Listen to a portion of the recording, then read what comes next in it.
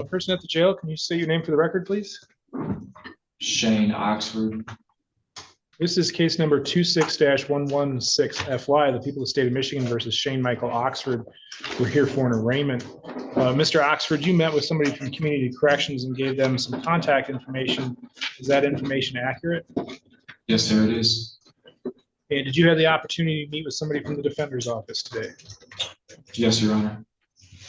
I have a complaint that alleges that on or about December 12th, 2025 in Herring Township of Wexford County, excuse me, it's alleged that in count number 1, you committed the offense of deliver or manufacturing, in this case, Adderall.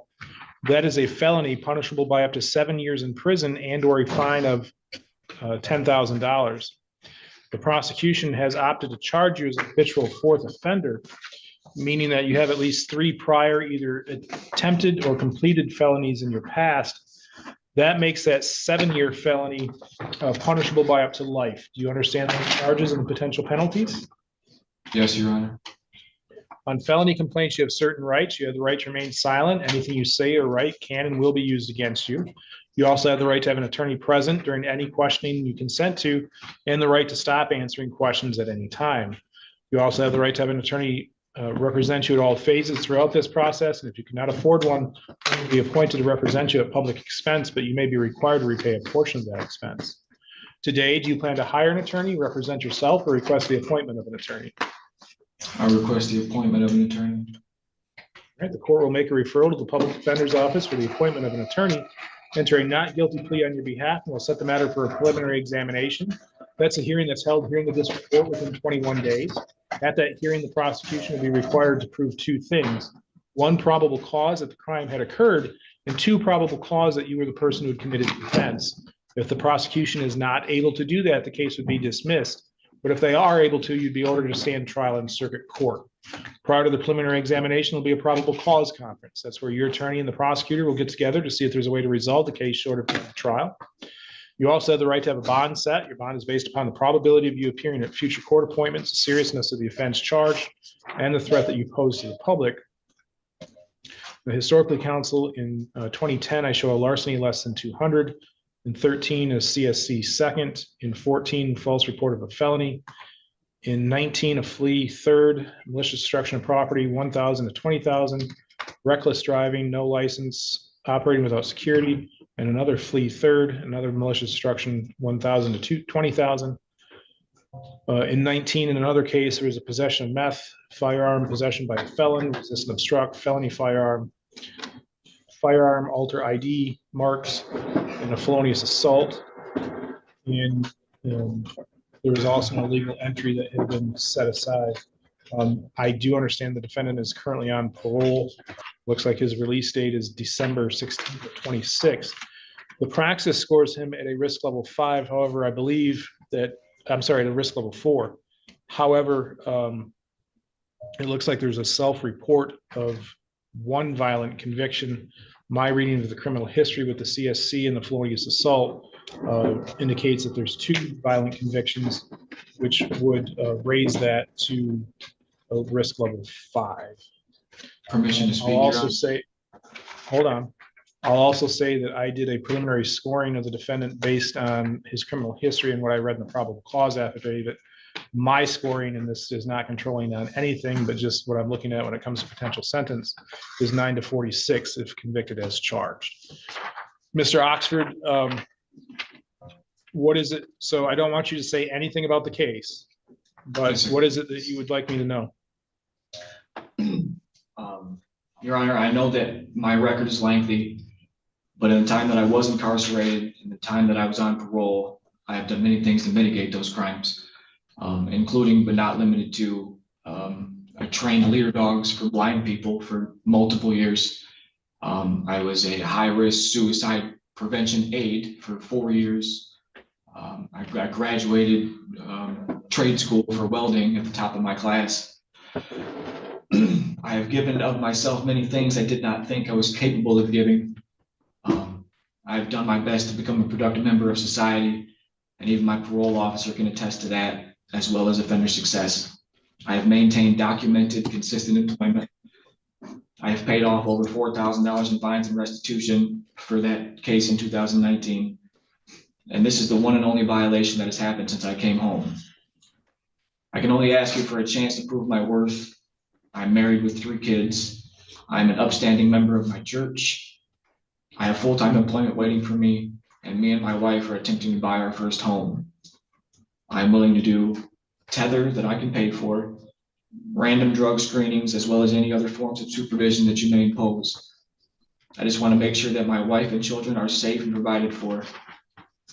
I just hope that my past doesn't define my future, and I humbly ask you to set a reasonable bond, because my parole detainer is up on Friday, and I would be able to bond out. I have no problem showing up to court. I have no problem being here. I want this taken care of. I don't want this over my head. I don't like to do this. I don't want to do this anymore. How long have you been sitting on a parole detainment? 28 days. All right. Mr. Hartel, any comment regarding bond? Yes, Your Honor. This defendant did say most of the things I was going to say, so some of the air out of my balloon, but he said it very well, very articulated. I thank him for doing so and not going beyond the bounds as the court had instructed. I believe that was wise. To rehash just a little bit of it, I do realize that at least for the moment, it's academic because he does, at least for the moment, have that parole hold. But as he did note, I have not independently verified it, but I take him at his word. He has verified it. That's coming up soon to its conclusion. I would ask the court to set a reasonable bond so that he could be able to post and get out.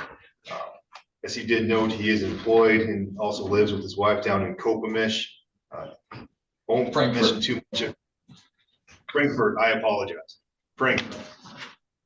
But it's still the state of Michigan, so he'll gladly obey any bond conditions the court places on him, including not leaving the state. That should be fine. He also, because he is on parole, will still be under their supervision as well. In addition to that, from community corrections, I would ask the court to at least set as low a bond as possible. I do realize that this is almost certainly not going to be personal recognizance, but even with being full-time employed, it's just so the court is aware, in the solar industry, so it's not like he's making millions of dollars a year. Just so the court's aware. Ms. Lawrence? Thank you, Your Honor. I am going to ask for a high monetary bond. From my understanding from his lien, things he's on parole for is drugs, weapons, and assault. And here he is on parole selling drugs. I think that goes to show he hasn't necessarily changed his behavior. On top of that, I think there is a very good likelihood of conviction in this case, as this was a controlled buy. So given that, I would ask for bond to be set at $50,000 cash surety. Thank you. Thank you.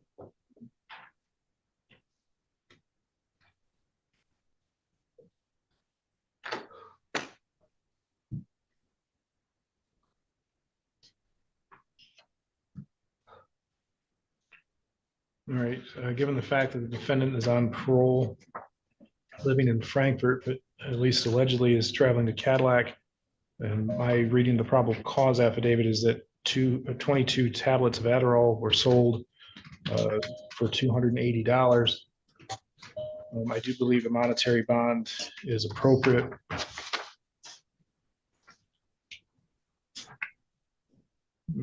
As I do find the defendant is a threat to the community. Mr. Oxford, as a condition of your bond, you are to appear as ordered, keep your contact information current, not leave the state without permission, and to commit no new crimes. I'm also ordering that you not consume any illegal controlled substances, including recreational marijuana. You'll be subject to random testing for that. When it comes to the amount of bond will be set at $25,000 cash or surety. Thank you, Your Honor. Thank you, Jail. Thank you, Your Honor. Have a good day. The person at the jail, please state your name for the record. Ashley Emard. All right, this is case number 26-99-FY, the people of the state of Michigan versus Ashley Emard. Ms. Emard, you met with somebody from Community Corrections today and gave them some contact information. Is that information accurate? Yes, it is. And did you also have the opportunity to meet with somebody from the Public Defender's Office today? Yes, sir. I have a complaint that alleges that on or about May 15th, 2025 in the city of Cadillac in Wexford County, it is alleged that you committed the offense of child abuse third degree. That is a felony punishable by up to 2 years in prison or probation for up to 5 years. Do you understand those charges and the potential penalties? Yes, sir. On felony complaints, you have certain rights. You have the right to remain silent. Anything you say or write can and will be used against you. You also have the right to have an attorney present during any questioning that you consent to, and you have the right to stop answering questions at any time. You also have the right to be represented by an attorney at all phases throughout this process, and if you could not afford one, one would be appointed to represent you at public expense, but you may be required to repay a portion of that expense. Today, do you plan to hire an attorney, represent yourself, or request the appointment of an attorney? Request the appointment of our attorney. All right, the court will make a referral to the Public Defender's Office for the appointment of an attorney, enter a not guilty plea on your behalf, and we'll set the matter for a preliminary examination. That's a hearing that's held here in the district court within 21 days. At that hearing, the prosecution will be required to prove two things. One, probable cause that this crime had occurred, and two, probable cause that you were the person who had committed the offense.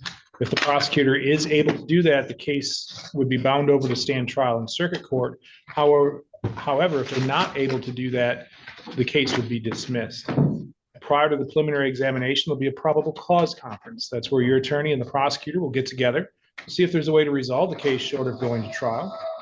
You also have the right to have a bond set. The bond is based upon the probability of you appearing at future court appointments, the seriousness of the offense charged, and the threat that you pose to the public. Counsel, historically, I do not show any convictions for the defendant. She does score a risk level 3 on the praxis. The court does recall the trial that we had earlier this year that, if I recall correctly, kind of arose out of the same circumstances. But any comment regarding bond, Mr. Hartel? Yes, Your Honor, I remember that, so I won't go into too much detail on that because I know the court did. Well, what I will say is she did stay in touch with our office at that point. I was the one representing her at the point, as the court is aware. I don't believe she's a flight risk. She obviously came to all those proceedings. I believe there may have been some issues in probate that she's been attending as well. I don't know all those details, so I won't go into all those details. For all I know, they're not public anyways, to be frank. But I do believe this is someone who we could do a personal recognizance bond with. I believe that's the appropriate, especially with these allegations. If I understood correctly, being alleged to have occurred a while back, perhaps not ancient, but far enough back that I don't believe she's currently a threat to anyone. There's not any current ongoing allegations, if I'm understanding correctly. The people, I'm sure, will correct me if I'm wrong, but I would ask for a personal recognizance in this matter. Ms. Lawrence? Your Honor, the people do acknowledge this did occur quite some time ago. I will say there was quite a bit of follow-up and reviewing that had to be done in this case before our office decided to file these charges, or this charge, I should say. Given that, at this point in time, I'm not going to request the courts to do a no contact order with the child. I do know that CPS was very involved in this investigation. Although I'm not certain of this, I'm sure there was, and possibly still is, some type of safety plan in place with CPS. So at this point, I will be followed up to the court. I apologize, Your Honor, I forgot to mention it, but she did voluntarily turn herself in. She got a hold of me last night and I encouraged her to do something. All right. Well, the court does remember the trial we had this summer. I also remember not having any issues with Ms. Emard appearing during the pretrial phases, and she appeared at trial. As has been mentioned, this case arose back in May. So I do not believe the defendant is a flight risk. So I will release Ms. Emard on a personal recognizance bond, which is your promise to come back to court. You are to appear as ordered, keep your contact information current, not leave the state without permission, and to commit no new crimes. I am going to order that you not act in any threatening, intimidating, or harassing behavior, and that you enroll in community corrections services. At some point, you'll be released from the jail today. You'll need to make your way over here to the courthouse and get signed up for community corrections, all right? All right, thank you. Thank you. Next arraignment